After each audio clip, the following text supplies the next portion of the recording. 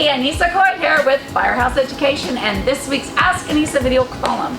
And this week I have a great guest here with me, Mr. Scott Kelly from New Mexico, and you are with Kelly's Dry Cleaners. Okay, and what's really cool about Scott is that Scott is brand new to the industry, just getting into the industry. He has got a wonderful question, and it actually comes from your wife, right? Yes. Okay.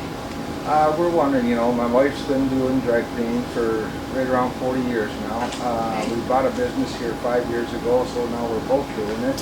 Okay.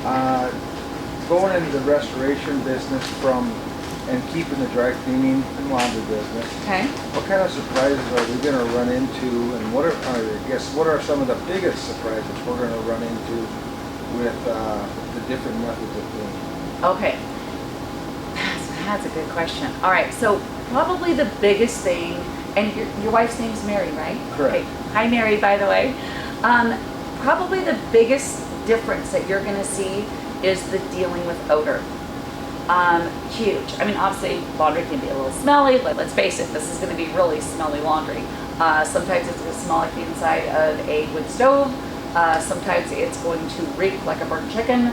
Kind of depends. So dealing with odor can be very tough when it comes to laundry because it's very absorbent with odor. Now, thankfully, we can actually thoroughly wet wash laundry. Like, we can get water all wet all the way through it, but it still can be a challenge to remove that odor. So the best way to do that is going to be using a Odorox hydroxyl machine, which I know you guys have, so I'm very excited for you to use that. And I really like the idea, I think you and I were talking the other day, about you actually running the hydroxyl machine in your facility when you bring the contaminated laundry in and throughout the process. So that is going to be huge to help with the odor. The other thing that's going to be really, really different is there's obviously a lot of contaminants that are going to be on this laundry that you guys aren't going to be used to. And I hear that Mary is amazing with getting stains out, so I don't think you're going to have any problems there. But when handling the contaminants, and I see this happen often when people come in it from the soft, we call that the soft goods side of the industry, is they're processing laundry out of boxes and bags, no gloves. And they don't realize just how much soot is on these clothes, and their hands are black. It's going to be really important, and a big changer for you guys and Mary is to be sure that you guys are in proper PPE. Just because you're in your facility, you may need to have Tyvek on. I don't know, a Tyvek suit, depending on how much you're really going to get into this laundry.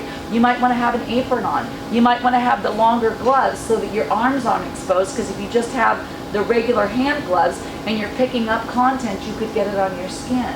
So I really think that's going to be the two big things that will be really different and maybe a little challenge for you guys.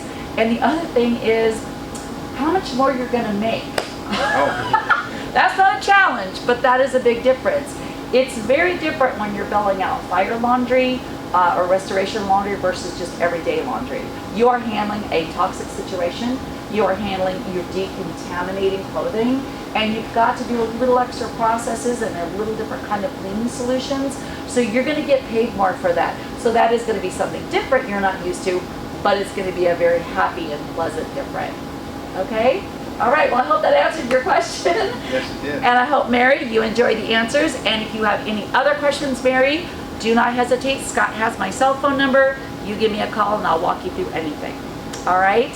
Well, on that note, I want to thank you so much, Scott, for being on camera with me, and Mary for the question, as well as you watching the video, spending time with me. Be sure you are subscribed to my YouTube channel, give me a like on this video, and send your questions to Anissa@firehouseeducation.com, and I just might feature you on next week's Ask Anissa video column.